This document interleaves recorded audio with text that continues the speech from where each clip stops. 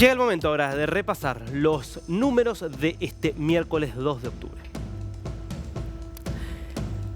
9 de los 10 puertos más importantes del mundo hoy, con más capacidad de carga, y mejor dicho, con más carga efectiva del mundo, están en Asia. Un informe que acaba de publicarse que no deja de ser impresionante. Es decir, si se suma la cantidad total de contenedores que pasan al año por los principales puertos del mundo, los 10 puertos, de los 10 puertos que más cantidad de contenedores con bienes importados y exportados llevan, son puertos asiáticos.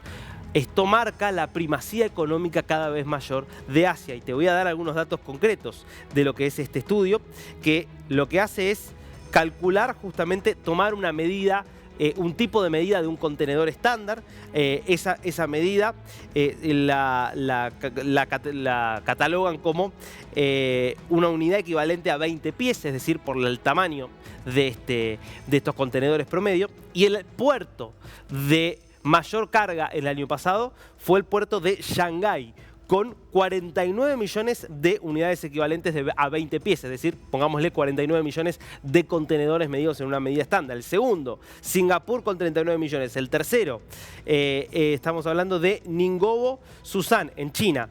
Cuarto, Shenzhen en China. Quinto, Gansu en China. Sexto, Qingdao en China. Séptimo, Tianjin en China. Octavo, Busan en Corea del Sur. Noveno, Hong Kong, bueno, hoy parte de China. El único no asiático es Rotterdam, Países Bajos, con 13,4 millones, es decir, más o menos que una cuarta parte del de Shanghái, que es el primero. Bueno, esta es la realidad de una economía asiática que, sobre todo en lo que es industria, bienes exportables, hoy tiene una primacía abrumadora sobre el resto del mundo. Segundo número del día, lo hablamos con el embajador de Israel en Chile, el preocupante aumento del antisemitismo. 204% aumentaron los ataques antisemitas en el Reino Unido, según un estudio que acaba de darse a conocer. Fueron más de 5.000 ataques reportados, frente a lo que había sido, perdón, aquí esto es importante aclararlo, el estudio lo que hace es tomar los casi 12 meses posteriores al 7 de octubre, comparados con los 12 meses anteriores al 7 de octubre. Ese es el parámetro de comparación y muestra este incremento de 204% y los más de 5.000 ataques que no tienen precedentes en cantidad en un lapso de 12 meses, desde que en 1994, hace 30 años, comenzó a medirse los incidentes antisemitas. La gran mayoría de agresiones verbales, hostigamiento que ha llevado, por ejemplo, al alcalde de Londres, Sadiq Khan,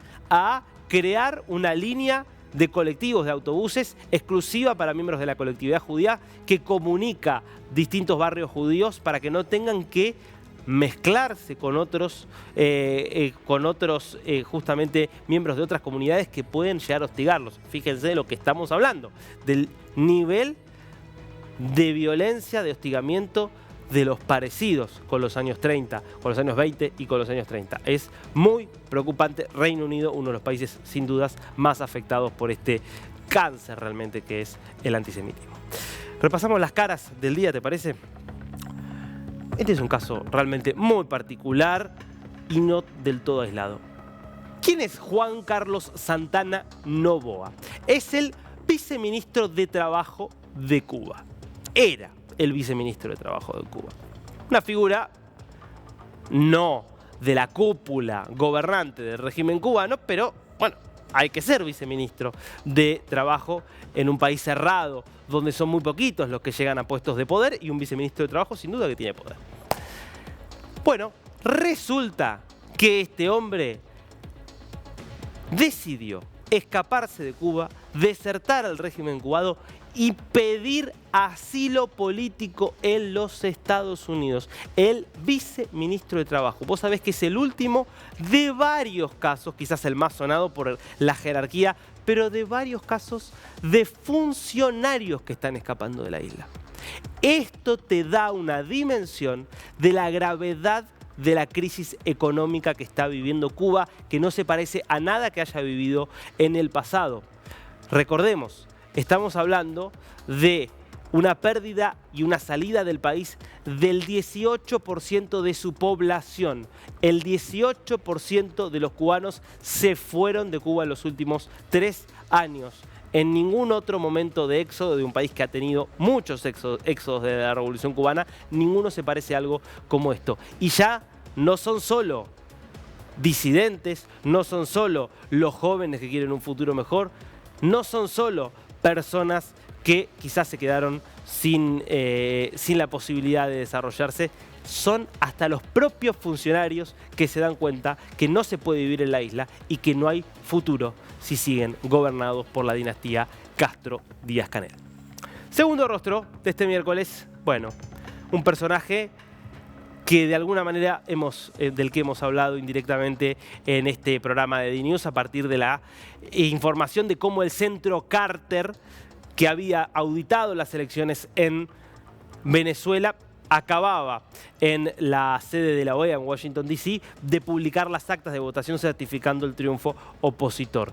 Se llama Centro Carter en homenaje a Jimmy Carter, expresidente de los Estados Unidos, homenajeado largamente ayer por cumplir 100 años. Primer presidente estadounidense que llega a esta marca. Vamos a ir viendo algunas imágenes.